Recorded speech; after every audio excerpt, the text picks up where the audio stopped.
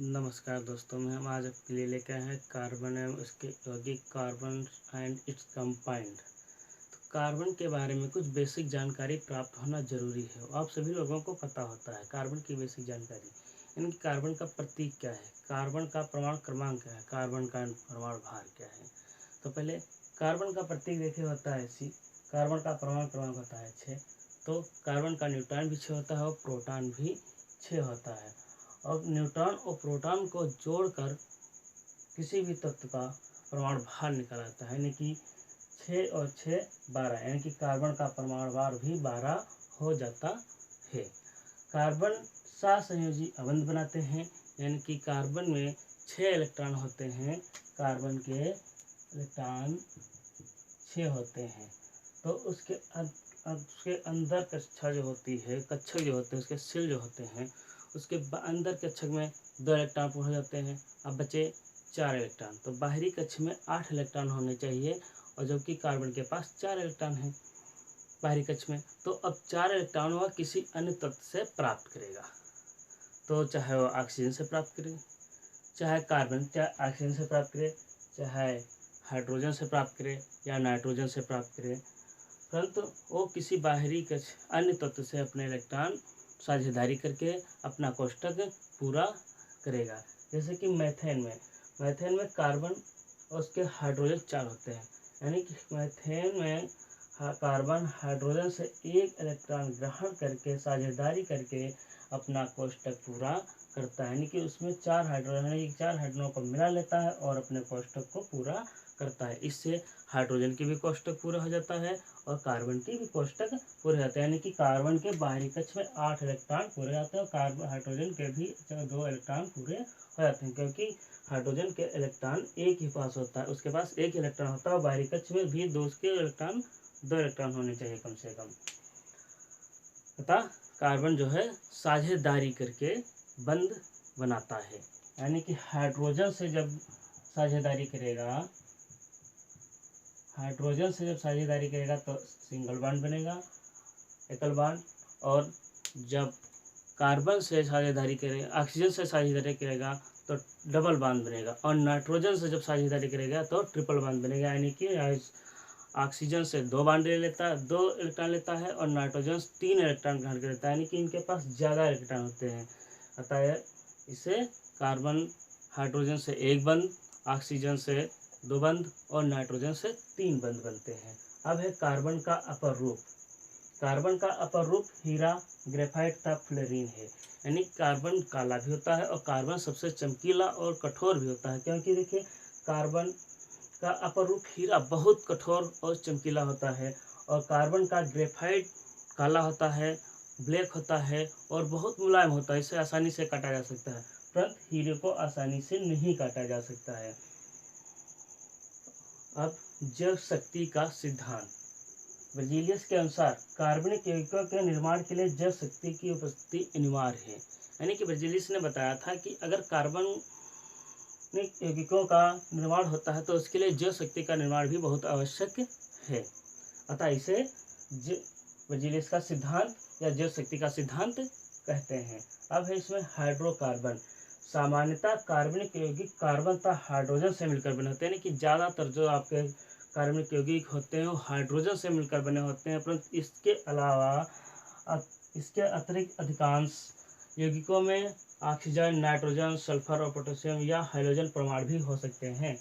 अतः इन्हें हाइड्रोकार्बन एवं हाइड्रोकार्बन उत्पन्न भी कहते हैं। साम्यता क्या है? साम्यता वह परिघटना है जिसमें यौगिकों के आणविक सूत्र तो समान होते हैं, लेकिन वे भौतिक अथवा रासायनिक गुणधर्म में भिन्नता होती है। यानी कि साम्यता, जैसे हम कह सकते हैं कि साम्यता यानी कि 2 जुड़वा बच्चे, उनकी शक्ल तो एक समान है, परंतु उनके लक्षण अलग अलग होंगे, उनका दिमाग भी अलग अलग हो सकता है, अपने कार्य करने के तरीके भी अलग अलग होते हैं। इसी प्रकार ऐसे ही साम्यता होती है, वह परिघटना होती है जिसमें यौगिकों के आणविक सूत्र तो समान होते हैं, लेकिन वे भौतिक अथवा रासायनिक गुणधर्म में भिन्नता होती है। इसे साम्यता कहते हैं। अब है क्रियात्मक समूह। वो समूह जो किसी कार्बन श्रृंखला से जुड़कर उसके गुणधर्म का निर्धारण करते हैं। यानी कि वो क्रियात्मक समूह होता है वो समूह जो किसी कार्बन या श्रृंखला से जुड़कर उसके गुणधर्म का निर्धारण करते हैं, उसे क्रियात्मक समूह कहते हैं। सजातीय श्रेणी, जब कार्बनिक यौगिकों का अणुसूत्र एवं क्रियात्मक समूह समान हो तथा इन्हें अणुभार 14 के अंतर से घटते या बढ़ते हुए क्रम में व्यवस्थित किया जाए तो एक श्रेणी का निर्माण होता है, इसे सजातीय श्रेणी कहते हैं। यानी कि सजातीय श्रेणी क्या है? जब कार्बनिक यौगिकों का अणुसूत्र एवं क्रियात्मक समूह समान हो तथा इन्हें अणुभार 14 के अंतर से घटते या बढ़ते हुए क्रम में व्यवस्थित किया जाए तो एक श्रेणी का निर्माण होता है, इसे सजातीय श्रेणी कहते हैं। जैसे कि मैंने बताया कि कार्बन साझेदारी करके अबंध बनाते हैं। यानी कि कार्बन जो है उसके बाहरी कक्ष में 4 इलेक्ट्रॉन होते हैं जबकि 8 इलेक्ट्रॉन होने चाहिए, तो वो किसी ना किसी से अपने इलेक्ट्रॉन तो पूरे ही करेगा। जैसे कि आपके पास 10 रुपये का आवश्यकता है परंतु आपके पास केवल 4 रुपये हैं, तो आप 6 रुपये किसी से लेंगे, परंतु कैसे लेंगे?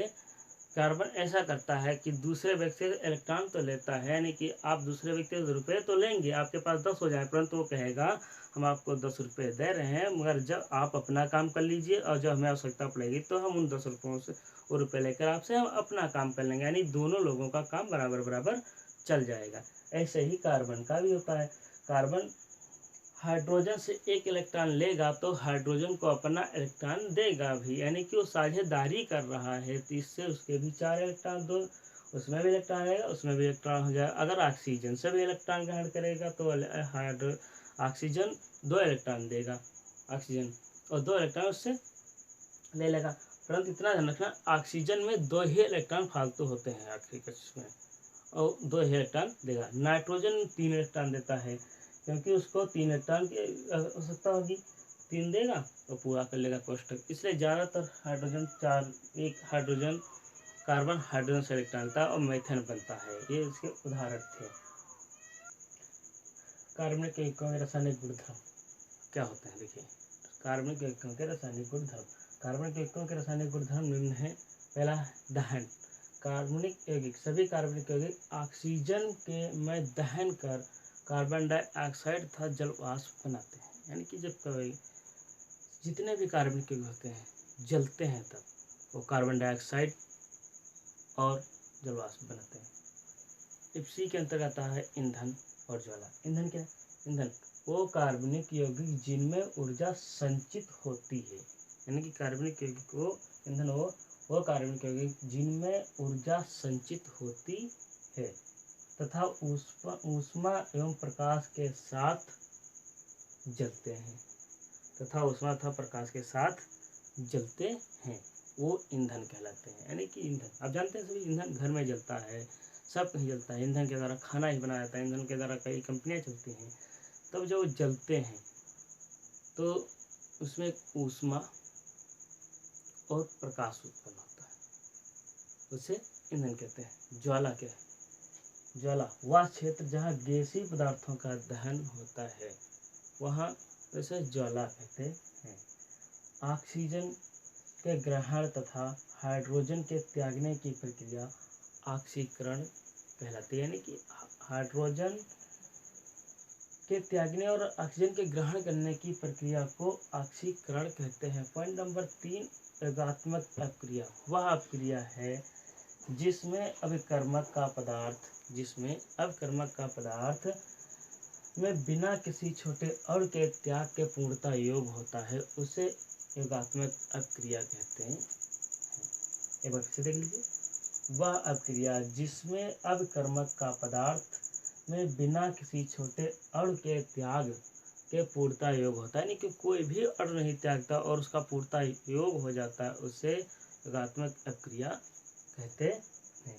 प्रतिस्थापन अपक्रिया वह अपक्रिया जिसमें किसी कार्बनिक अणु एक या एक से अधिक परमाणु समूह का किसी अन्य परमाणु समूह के द्वारा प्रतिस्थापन हो जाता है। यानी कि प्रतिस्थापन का मतलब होता है कि हम आपको हटा देते, किसी के द्वारा आपको हटा देना उस स्थान से। यानी कि वह अपक्रिया जिसमें किसी कार्बनिक अणु एक या एक से अधिक परमाणु समूह का किसी अन्य परमाणु समूह के द्वारा प्रतिस्थापन हो जाता है, उसे प्रतिस्थापन अक्रिया कहते हैं। यानी कि अब एक समूह आया और दूसरे समूह को हटा दिया, उसे प्रतिस्थापन अक्रिया कहते हैं। कुछ महत्वपूर्ण यौगिक। एथेनॉल। एथेनॉल शराब का मुख्य अवयव है, अतः इसे स्पिरिट ऑफ वाइन भी कहते हैं। यानी कि जो आपका एथेनॉल है, एथेनॉल शराब का एक मुख्य अवयव है, अतः इसे स्पिरिट ऑफ वाइन भी कहते हैं। आपको पता होना चाहिए एथेनॉल, जब आपसे कोई कहे स्पिरिट ऑफ वाइन क्या है, किसे कहते हैं, तो आप कह सकते हैं कि एथेनॉल को स्पिरिट ऑफ वाइन कहते हैं। एसिटिक अम्ल। एसिटिक अम्ल एक सिरके का अम्ल है। आप जो सिरका रहता है, घरों में प्रयोग किया जाता है, खाने पीने के लिए प्रयोग होता है, उसमें एसिटिक अम्ल होता है। साबुन। साबुन तो आप रोजमर्रा की चीज़ है, रोज यूज करते हैं, तो उसके बारे में भी थोड़ी बहुत जानकारी होनी चाहिए। साबुन है क्या? साबुन का यूज करते हैं हाथ धोने के लिए, कीटाणुओं के मारने के लिए। पर साबुन में देखिए क्या होता है, उच्च अणुभार वाले मोनोकार्बोक्सिलिक अम्लों के सोडियम तथा पोटेशियम लवण साबुन कहलाते हैं। यानी कि साबुन में भी बहुत छोटे छोटे कार्बोक्सिलिक अम्ल होते हैं, एसिड होता है, और सोडियम तथा पोटेशियम के लवण होते हैं, उसे साबुन कहते हैं। अब है अपमर्जक। अपमर्जक क्या है?